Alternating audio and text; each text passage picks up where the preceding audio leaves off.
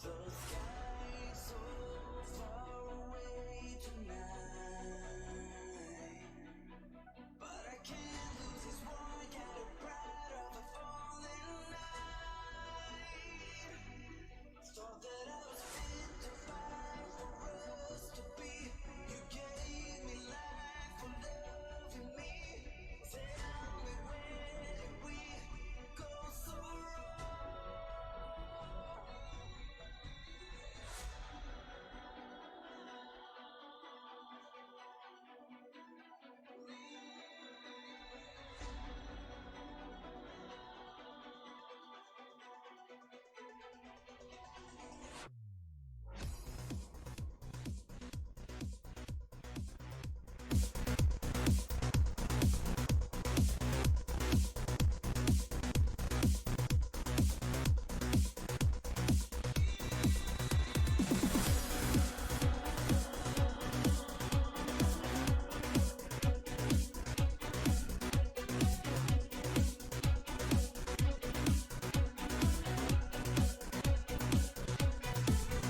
The sky so far, but I can't lose this.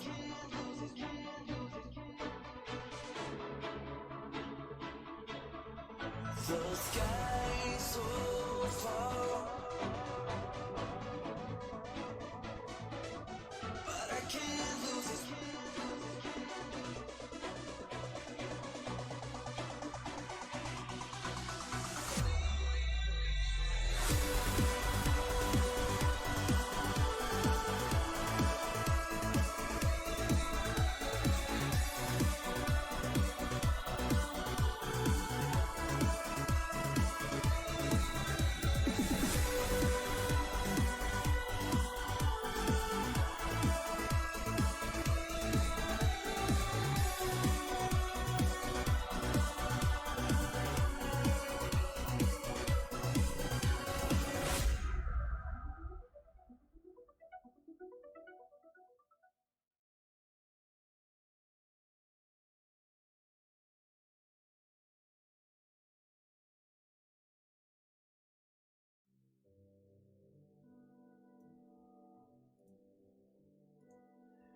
What's going on, everyone? Welcome back to Wednesday Night Role-Playing Unlimited Out of Character.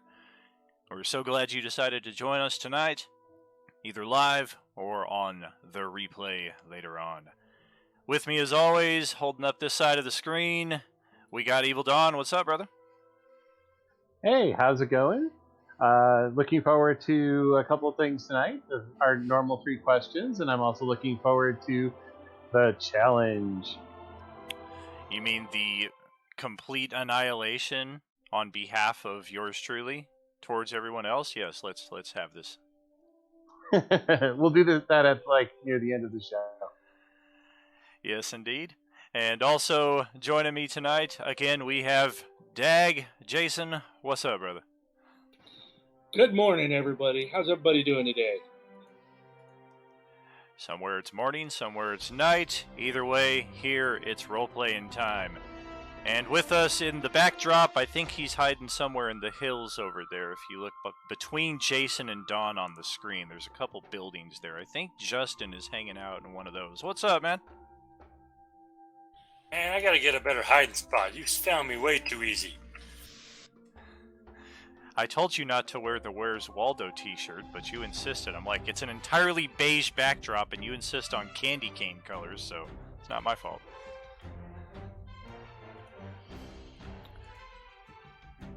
Oh, very nice. Very nice, and here's me for once not wearing something Boba Fett. Of course, I'm actually wearing the Abbey Road Darth Vader Stormtrooper trifecta shirt that my wife got for me some time ago. But yep, I digress. I'm doing the Star Trek Convention official t-shirt.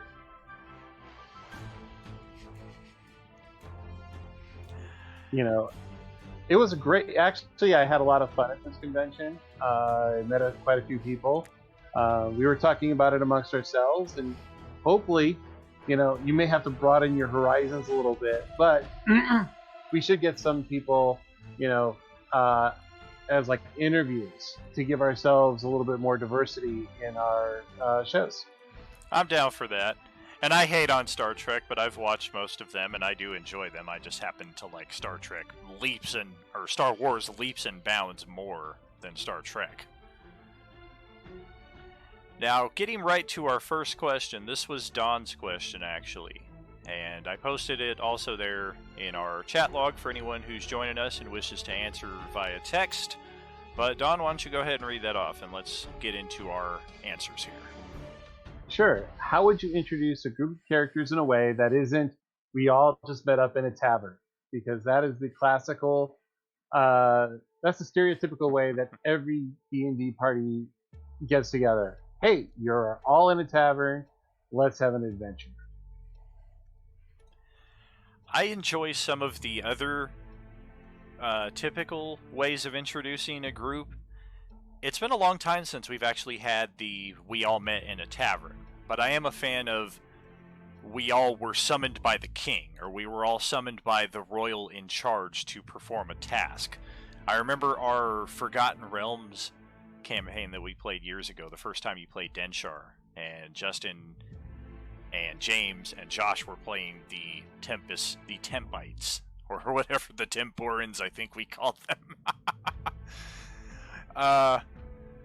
That campaign began under the grounds of your characters are mercenaries, and there's this halfling who owns a museum within which he likes to display the carcasses of deadly monsters. So he hired you guys out to hunt down a Hydra, which was a very fun way to introduce a group. And in 3E rules, I remember everybody kind of looking at each other like, we're level 1, we're about to go after a Hydra? I don't know, but your characters grew very epic very quickly in that campaign, and it became very memorable. Well, and I also remember Darren, rest in peace, was playing the Bard, and we used that as a cover. So my character played as an agent to the Bard, which allowed him the opportunity to get access to places that most other people couldn't go to. And then while he was performing, and the other two had like performing skills, and while all of them were performing, I would go out and I would do my stealing or assassinating or whatever, and then I had a hat of disguise, which allowed me to get away with a lot of that stuff. It's a very useful item for a rogue. Especially a catfolk who makes himself appear to be human when he does all these bad things. Because how in the world do you point a finger going, hey, he didn't have that much fur?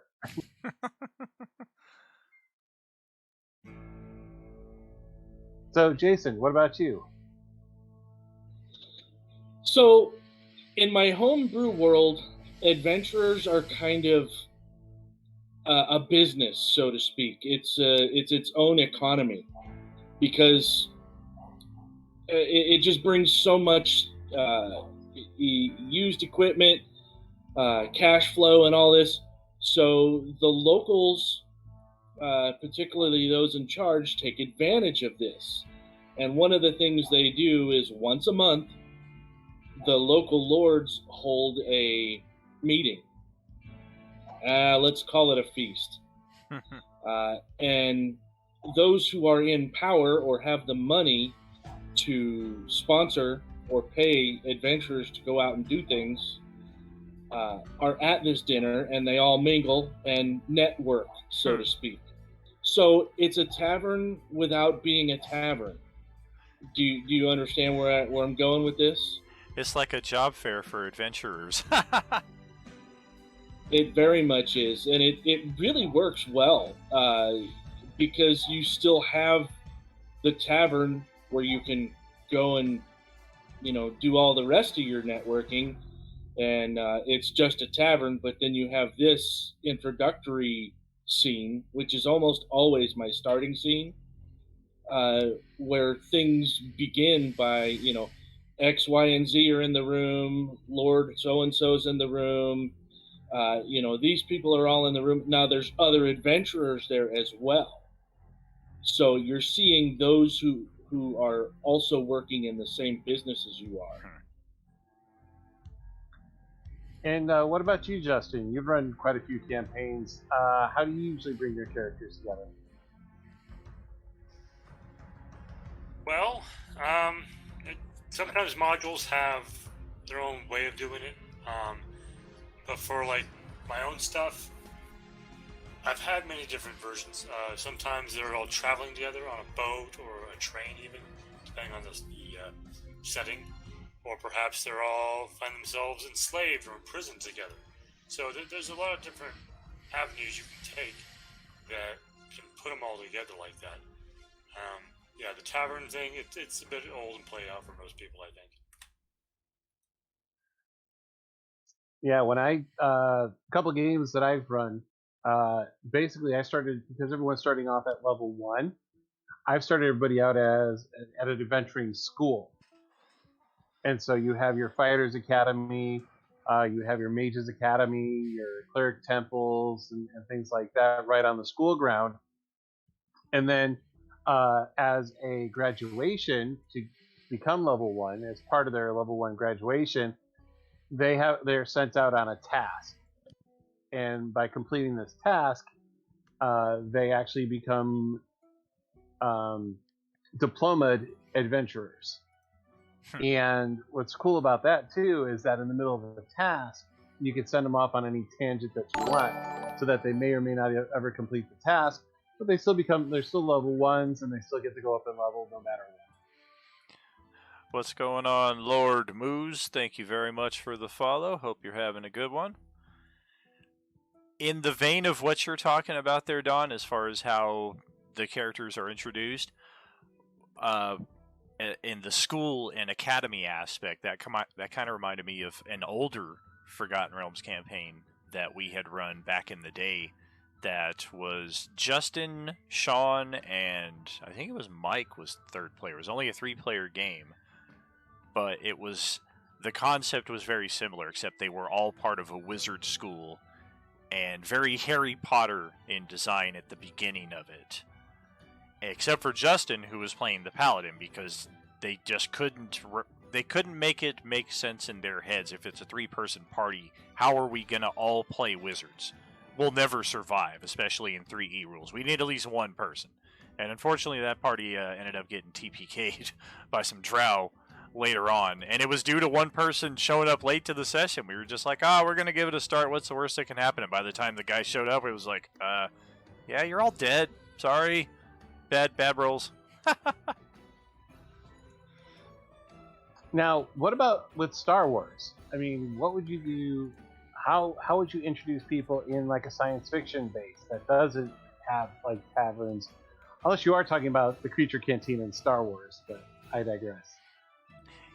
Yeah, see, my initial thought was to go with the smartass answer and say, well, instead of a tavern, call it a cantina. But then I started seeing... I know how you operate, Don, and I see that you're trying to get hints and clues about how I'm going to introduce your characters in our upcoming Ultimate Star Wars campaign.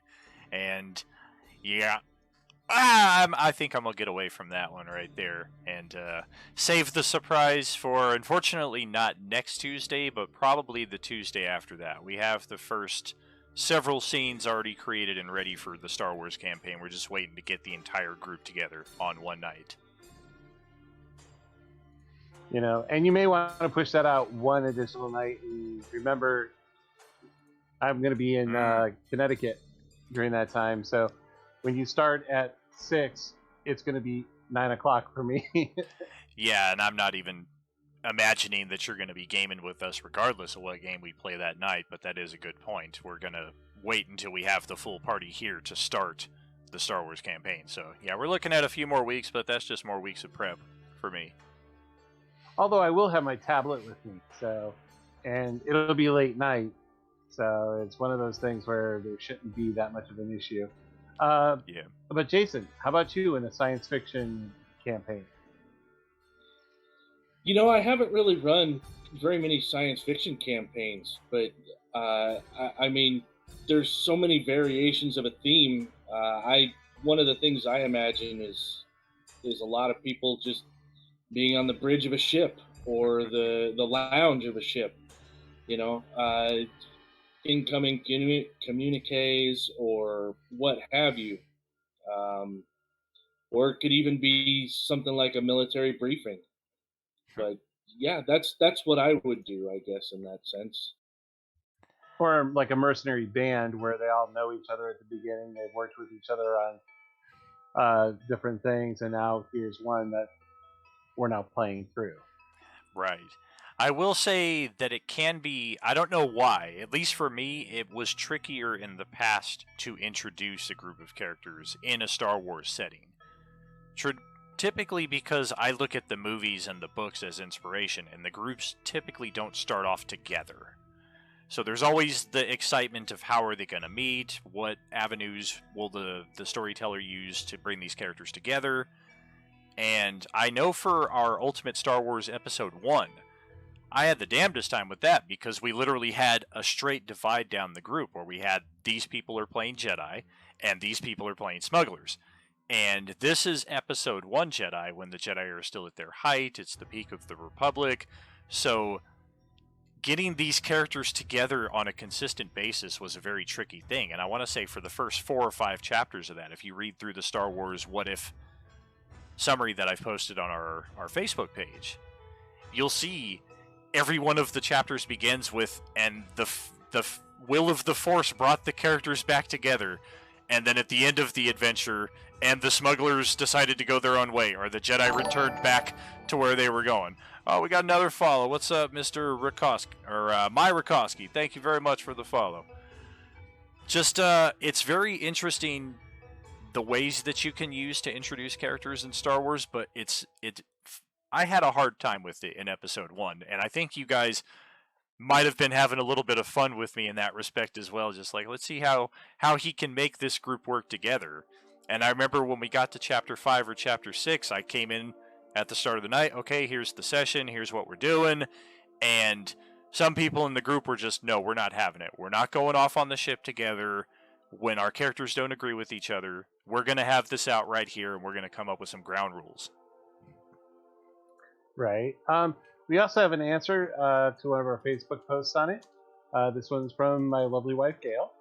And she says, depends on the type of character. If they are a fighter, maybe see them fighting with someone as we are traveling, or perhaps in a tournament. If rogue, maybe they're trying to loot our camp and get caught, etc. So, talking about starting off with a small group, 1 or 2 people knowing each other, and then adding people on, almost like Lord of the Rings, or like almost like Wizard of Oz, where Dorothy's on an adventure and she picks up the other adventurers as she goes along. That's a fun concept for sure. You know, somebody should run a game like that sometime. But Justin, how would you handle like a sci-fi situation for bringing characters together? Well, I haven't really run any kind of like Star Wars games or anything like that in recent memory.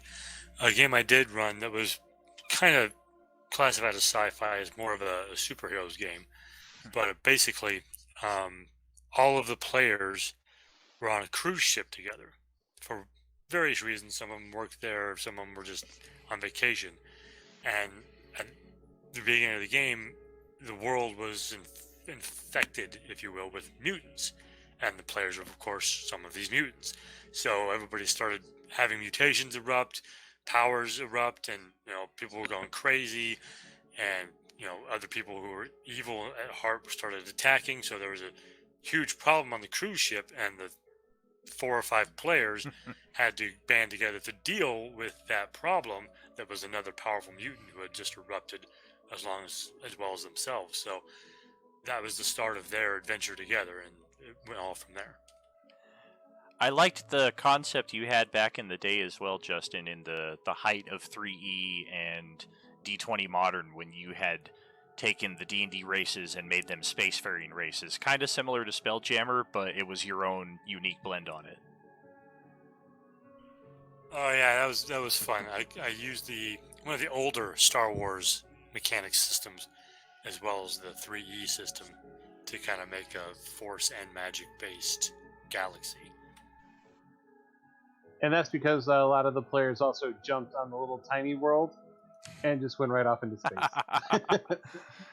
Well, failed athletics checks will do that to you. You try and tumble past an enemy, you end up tumbling out of the solar system. Hey now. Or, it's like in Hitchhiker's Guide to the Galaxy. How do you fly? Well, you throw yourself at the ground and miss. 42. Yep, the meaning of life. Looks like So- we've got a pretty good number of viewers here as well. Do you guys have any commentary that you want to put down in text as far as how would you introduce characters in a way that isn't we all met in this tavern? And while you mull that over and potentially throw some answers down in the chat log, we'll move on to the second question here, which is our general topic question for the week. And this one is, who is your favorite Marvel character or characters, and why? And I'm going to pass that over to Jason. So my favorite is Wolverine, and I'm gonna give you a reason why that's not typical for everybody else. It's not what everybody's thinking. I like him for his healing factor, and the reason I like it is because when I went to Iraq, I got sick.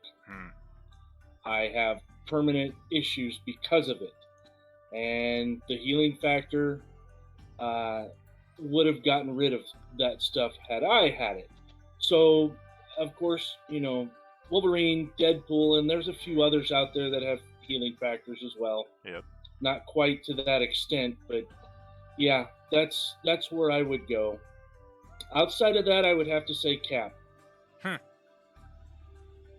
And also, we don't say this enough, but again, thank you for your service. I mean, it's great that you served our country, and we really appreciate that. Myroski, I'm pronouncing this wrong, and that's really bad. So, last campaign I ran, I had them stranded at various points in the desert with only one player who was from the city they were headed to, forcing some favoritism towards them, but put them on the spot to help the others find work, so to speak. Nice. So, yeah. We did something similar to that, too, when we did the one where I was playing Trillian, the sorcerer, the tiefling sorcerer, and the adventurers came through the mist to where I was, and I was the authority of that area. Oh, yeah. I can say that one of the easiest and, as for a GM, the most fun ways to introduce a group of characters together is in the setting of the zombie apocalypse, or Agent Orange, as I prefer to use. And in that respect, everybody's a stranger. They're all suspicious of each other. They probably have some deep-seated beliefs in themselves that make them opposed to the people that they're supposed to get along with. And then you put them all in the same place and then surround them with about 1,000 zombies. And then watch how quickly that group will work together, but then as soon as things start to calm down, watch how quickly they fall apart. Because that's the beauty of horrors. The group isn't supposed to be buddy-buddy and everybody's getting along and perfectly just the best of friends. So we definitely saw that with Agent Orange in the 3 seasons that we did of it. I think we did it annually 3 years in a row. And those characters, very few of them from the beginning made it to the end. We had a lot of roster changes, very similar to Walking Dead at this point. If they're coming into season 11 and they've got 2 characters left from the first season, I guess technically 3, but they took him out a few seasons ago and he's kind of in limbo. So, well, and also looking back on that too, is the whole concept of, you know what? I don't have to be faster than the zombie. I just have to be faster than my buddy. Yeah, that's a campaign I'm still looking forward to jumping in. I kind of accidentally jumped into it a long time ago, without actually playing. But due to real life situations, I wasn't able to play the game. I just happened to stumble across the the message board that you guys were RPing on, Right. and I didn't realize it was an RP message board among the rest of the gaming information that we had up there. Yeah. So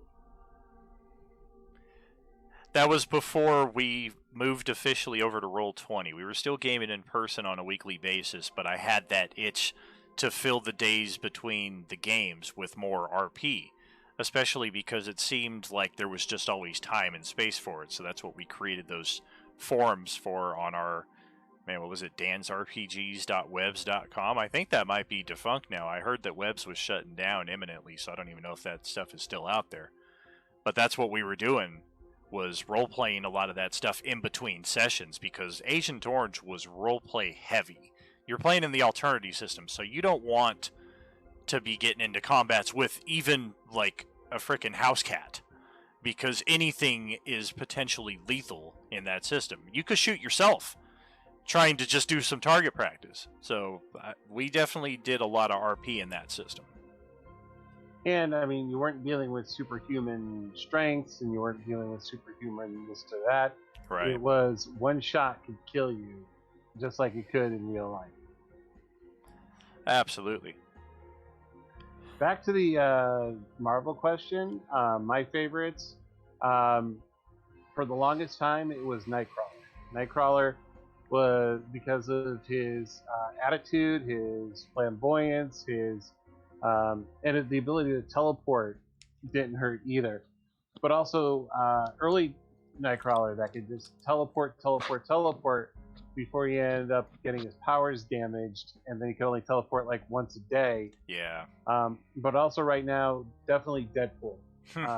Love Deadpool. Love the movies. Love Ryan Reynolds as Deadpool. Couldn't see anybody else possibly ever playing Deadpool, because Ryan Reynolds brings such life to that character. He really does. How about you, Justin? Well, it's an interesting question because who's my favorite Marvel character to read, or who's my favorite Marvel character to pretend to be? It's two different questions. I like reading stories where there's a good amount of character development and possibilities for them to fail. So, like the super powerful characters, it's hard to make those stories do well because it's like, okay, who's gonna challenge him? You know.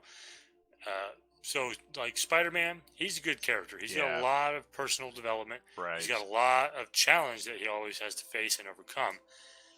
And he's a fairly regular guy, and the fact that he's kind of a nerd too helps because you have that connection as fellow nerds. As far as like my favorite Marvel character, as far as who I'd want to be, that's a tough one. There's a lot of good ones out there, but I think I'd have to say I might go with Silver Surfer because he's got a lot of power, and when he's not trapped on Earth, he's got a lot of freedom to just go and do whatever he wants to do. Interesting take on that for sure. What do we got here? Essay, what is that? Sajmade? We got a follower there. Thank you very much for joining the show tonight. We're so glad to have you. We are in the midst of our second question right now, which is, who is your favorite Marvel character and why?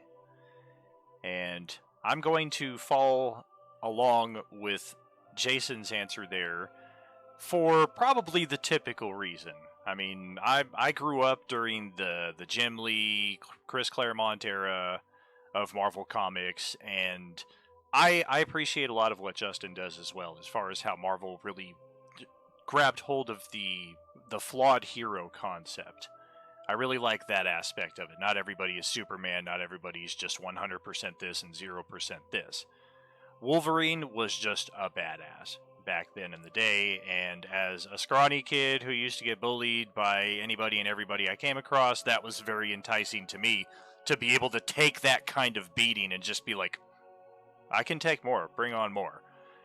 But then aside from that, it's a very close, it varies. Sometimes it's second place, sometimes it's first place. Magneto. he has such justification for a villain that even nowadays, I think villains have to strive even to come close to that level because they don't really. It's hard to have empathy for a villain on the level that Magneto makes you have the empathy for him. And the one moment in X-Men 25, which I have hanging on my wall because it's one of my all-time favorite moments, when Wolverine just finally has it with Magneto and he gouges him across the gut. And Magneto finally has it with Wolverine and says, okay, you know what I could have done to you this whole time. And he strips the adamantium off of his bones. And then, as if that wasn't shocking enough, Xavier then looks over and says, you guys are all a bunch of idiots. You know what I can do. And he erases Magneto's freaking mind. And I'm like, holy crap, it's just a good thing there wasn't somebody standing behind Xavier that's like, it's a good thing you can't run away because boom. Yeah, I mean, when you're dealing with a villain like Magneto, and they have such a compelling backstory, that you know why they never killed off Magneto. Because of the fact that, how do you get rid of such a great character like that? It's almost like the Joker in DC. But also, whenever my friends and I back when I was in college would have these comparisons, a Marvel hero versus a DC hero, the answer was always DC power up, because it appears that DC likes to make all of their characters invulnerable to a certain point, and yet, like Superman, one vulnerability or two vulnerabilities, magic and kryptonite, whereas Peter Parker can get a head cold, and is sneezing in his mask as he's swinging across New York. So I love how Marvel puts more of a human aspect to it, that yes, these characters can get hurt. Yes, these characters have the possibility of getting killed, but they persevere anyways. For sure. I always defend Superman's invulnerabilities on a physical level on just how manipulatable, if that's even a word, he is on a mental level, because so many of his best villains are mental, and they play those mind games with him that makes him question and doubt his true values, or put him in situations where he has to choose one over the other. And granted, that's still not as entertaining, I think, as Marvel just happens to do with even their lowliest of characters. Daredevil is a much more interesting read than much Superman that I come across. I find that Superman is good in small doses. How it ever went for hundreds and hundreds of issues, I can't imagine what those stories might have possibly been. I know, how many villains actually have kryptonite available? So it's like, hey, I'm the Joker, I'm Superman, here's laser beam eyes, boom, you're done. Hey, I'm Sinestro. Great, here's a yellow glove that's gonna punch you in the face. I'm Superman, bitch. Wow, Oh yeah, that's why I always loved Doomsday, because it was nice to see somebody challenge Superman on a physical level and actually beat him down to the point of near death, or at least death to where he was no longer registering on any machines. Didn't Lobo do that as well? If I remember correctly, he's one of the very few DC characters to actually beat Superman down. Oh yeah, and that's why it was so cool in the Marvel vs. DC comic that Wolverine and Lobo go tumbling over the bar counter in their brawl, and then you just see glasses and shit go flying everywhere, and then a second later you see Wolverine's head pop up with a stogie in his mouth, and you're like, yep, I know who won. Yep, and then Meyer also posted, no Joker has the same power as Deadpool, he just reads the pages. But Joker shot Superman in a crossover issue, and that was the... So, did Joker in that use kryptonite bullets to shoot Superman, or did he use something that was made him vulnerable, or did the bullets... Okay, so he agrees that it was kryptonite bullets from Joker to take him out. Oh yeah, and he chose Onslaught as a favorite character as well, which I haven't read a lot of the comics around that, but I did play the Marvel vs. Capcom at the time that was released, and they kind of convey some of the story through that to where I was able to put it together enough where I was like, whoa, this is amazing. And the Onslaught series I actually have saved and pinned on my Marvel Unlimited account. It's just I'm such a stickler for chronology. I have to start everything at the beginning and read through. So I'm still stuck in 1988, and I think I have to get to 96 or 7 before I get to Onslaught. And then my wife posted, in the movies it would be Wolverine because he's a sarcastic badass, and it doesn't hurt he's played by Hugh Jackman either. Well played, So, Gail. yeah, she's a huge Hugh Jackman fan. She loves the movies he's Wolverine in. She loves The Greatest Showman, which he is amazing in The Greatest Showman.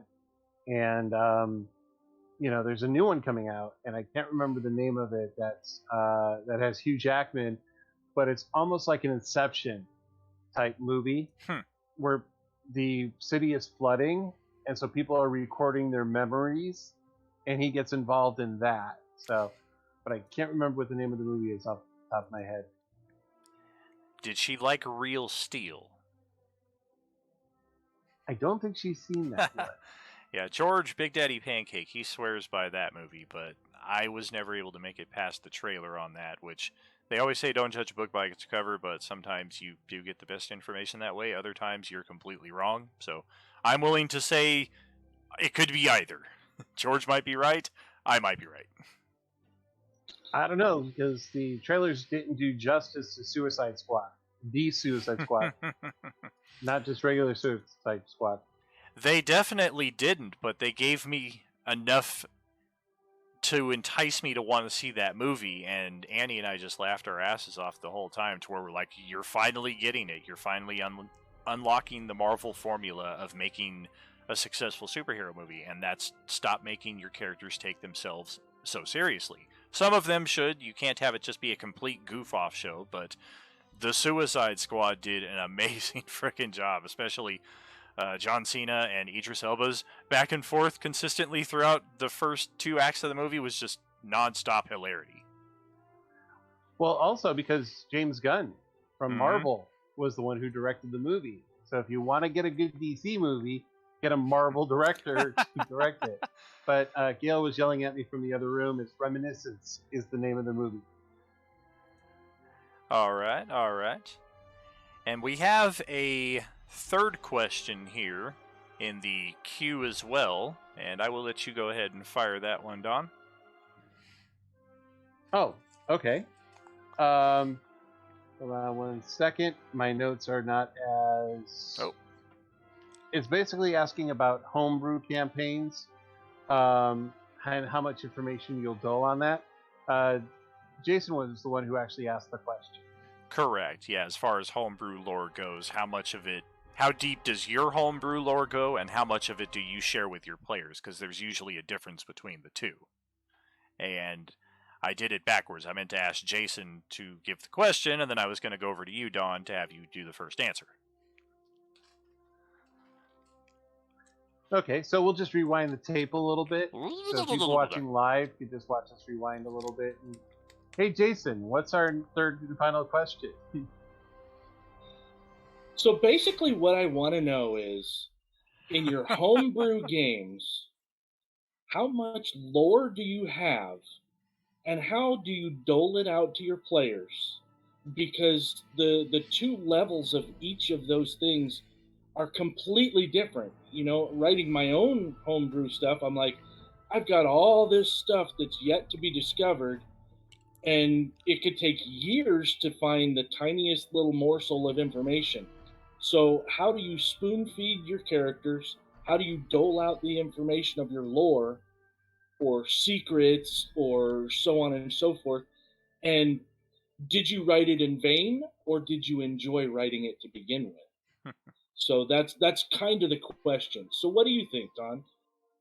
Well, for me, mostly when I've done homebrew campaigns, the way I do it is I let the lore create itself. I let the characters kind of create the lore. So I create a scenario or a path, and I do a lot of improv when it comes to details coming through there. So I go, okay, they're going to go to this town, they're going to meet this person over here, and then they're going to move on. And then what I do is I improv flavor everything else in the area. Okay, we're gonna go see the blacksmith first. So fine, I'm gonna go and do I create the blacksmith at that point, and then I write the note. So they kind of create it as they go along.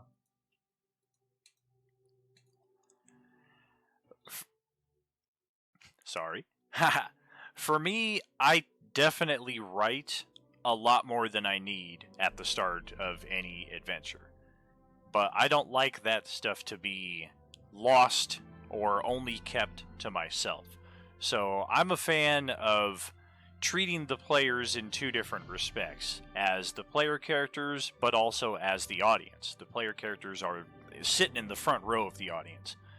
And for when it comes to Enemir and the plots I design, Lost is my favorite show. I'm a big fan of the mystery and the multiple winding tiers of mystery, to the point where I know that if we're playing a level 1 to level 18 game, some of the players along the way are just going to kind of look at each other like, I don't know what the hell's going on anymore. Dan confused me like 6 months ago. Don't ask me. So I definitely don't want that to be the case. So anytime we reach a pertinent reveal point in the game, I always kind of accompany that with a lot of bold-faced text or a lot of out-of-game discussion and Q&A back and forth as far as, yes, this is what was going on, this is who this character really was, this is why Bad Earth was always present when you guys were making your rest, this is why the nobles of the land had such a tight hold and such a tight tracker on you guys. So I like to reveal a lot of that stuff in full just after the fact. But if you guys discover it while it's going on or during the course of it, that can definitely turn the tide. I've just found that to be rarely the case, just due to how convoluted I tend to make my plots. How about you, Justin? What do you do with homebrew lore, and how do you dole it out? I'm kind of in the same boat with Dan. I tend to do a lot of building, world building, and history building, and just kind of fleshing out the whole world and the environment that the players in the game will take place in, because otherwise it's too much of a blank canvas for me. If I just try to throw something together and just try to wing it, it's like, well, what's around that next corner? I don't know. Is there going to be a desert, a forest, a town? I don't know. So I have to have a solid foundation to build from. That being said, I do like to have the players discover this information. That sometimes depends on if those players are interested in that kind of stuff, or if they just want to go kill monsters. Well, they can go kill monsters, and I'll reveal the information that is pertinent to that campaign. But most of the groups I play with do tend to have a player or two amongst them who want to find out this information, who want to research things, who want to find the history and the whys of what's going on. So it tends to be fairly cut and dry on getting that information out there when you have players like that in your game. Yeah, those are all interesting points. I mean, your lore, I guess, doling it out has to be based on what kind of players you have. Do you have the type of player that just likes to hack and slash and doesn't really care about the story a whole lot, just wants to kill things? Do you have the goal oriented player that wants to achieve things?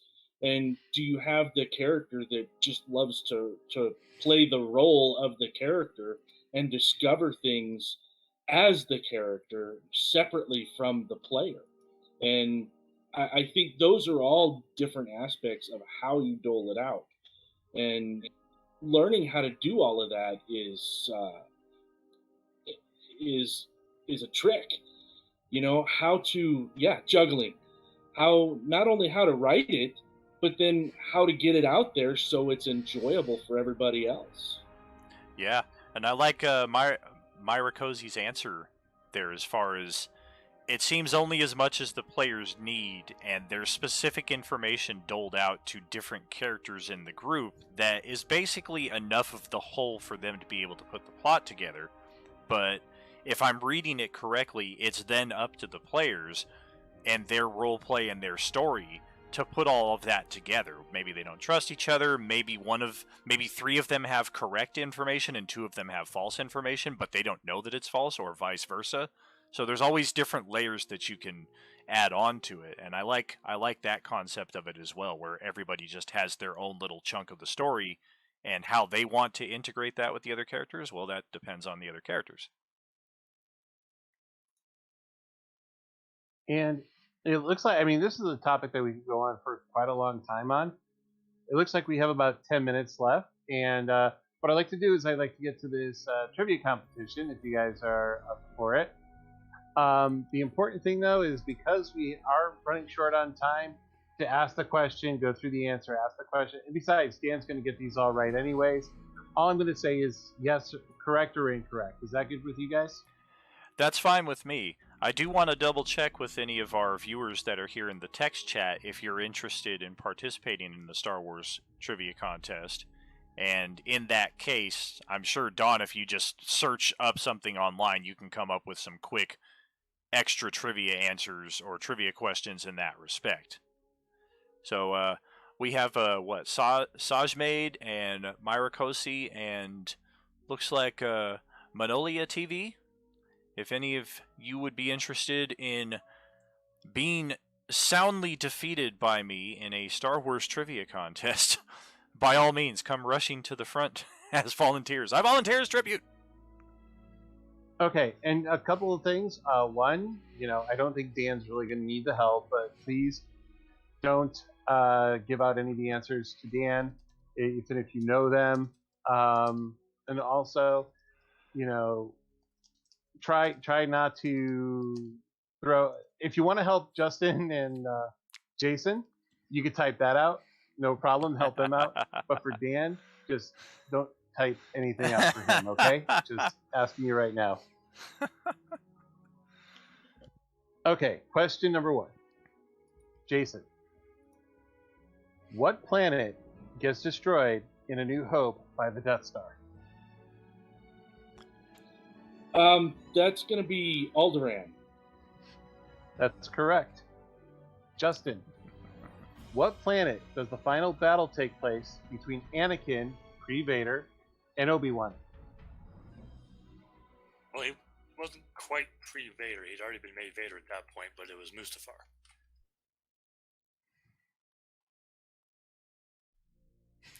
Okay, hold on 1 second. Let me swap my speaker over real quick.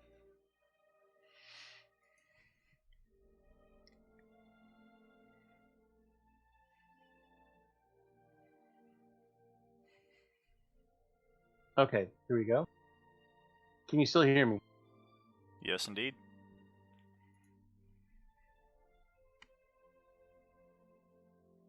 I turned the speaker on in the living room here because Gail is joining me in the living room to watch this absolute destruction that's about to happen. What's up, Gail? Thanks for joining. She says hi. Okay, Dan. Let's see. Planet. Bring it. What planet do we encounter the Horda?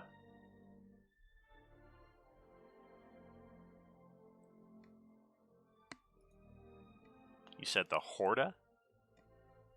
Yep. Horta.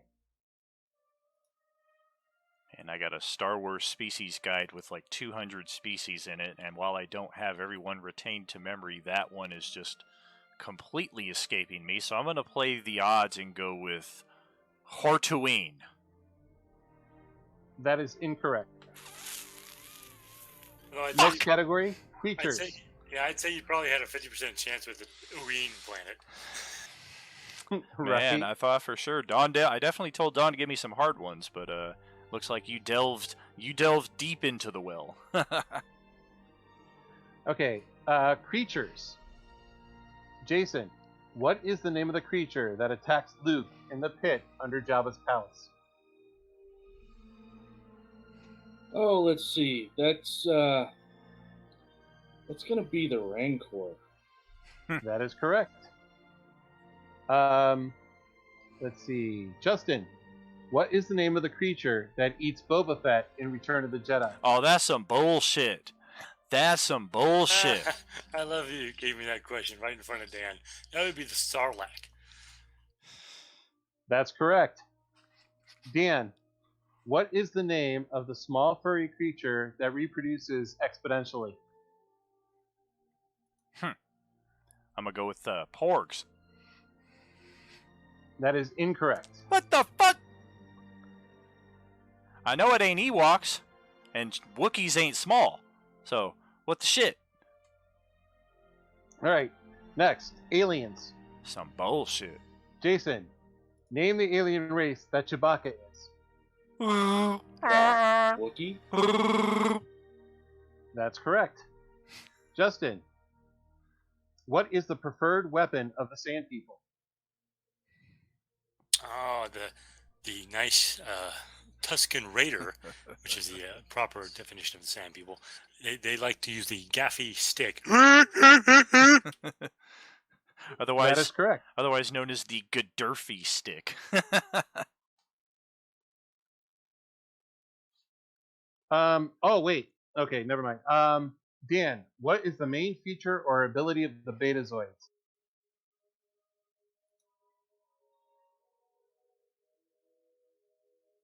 Hive mind. That is incorrect. Starships. This is ridiculous. Jason, what does TIE stand for in TIE Fighter? Ah! All right, that's reaching a little bit for me, but that's going to be twin ion engine. That is correct. Ding, ding, ding, Justin, ding, what is the model number of the Millennium Falcon? ding. What a piece of junk. I mean, YT-1300. That is correct. His ship was my brother's. who He had is the leukemia. Who is the captain of the Excelsior? Excelsior. That's a ship from the X-Wing novels. Man, I didn't think you had it in you to come up with something like that. I don't even think they ever talked about who the heck the captain was. Freaking Captain Captain Piet? That is incorrect. You son of a bitch. Last question. Colors. Something's going on here, man. Jason, what color is Darth Saber's lightsaber? Darth Saber's Or Darth lightsaber. Vader's lightsaber. I can't hear because I'm wearing my earmuffs and the sound is coming out of my TV set. Well, this is reaching deep in the lore, but I'm going to go with red. What was that? Red? That is correct.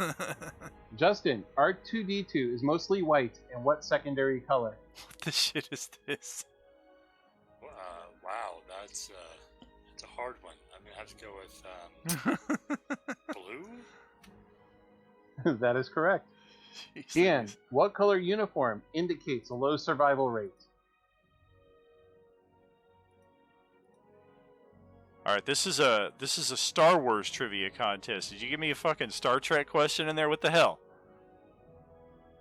Actually, Dan, I give you all Star Trek You questions. fucking asshole! You son of a bitch! Fuck you, man! You son of a bitch!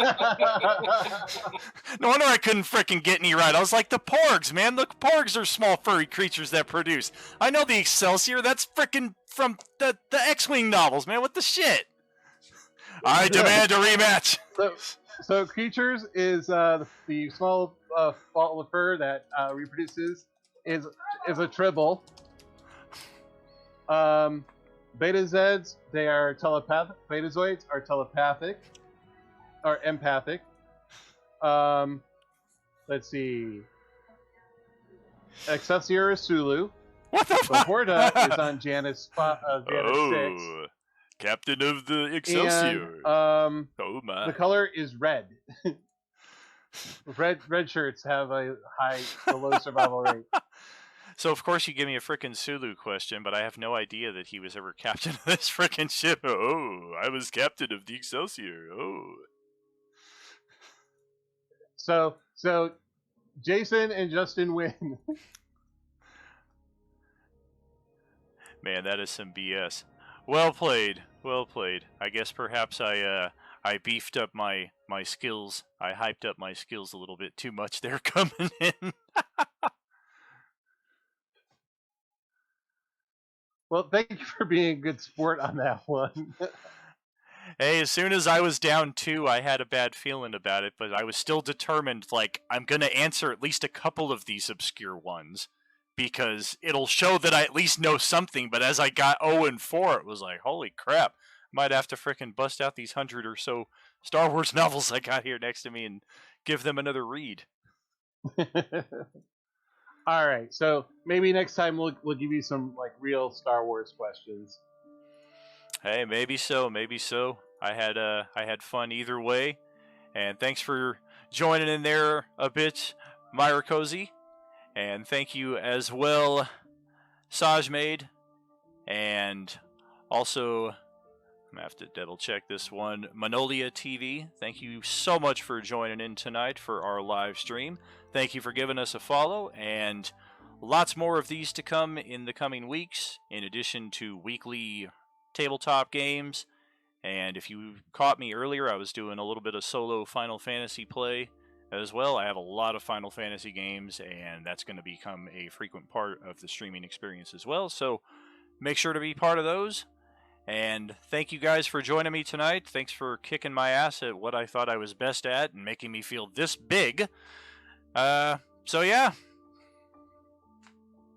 Thanks a lot, guys. Have a good time. Enjoyed it. Not gonna lie, as soon as you asked the first question, my mind went blank. I've got stage fright, so yeah.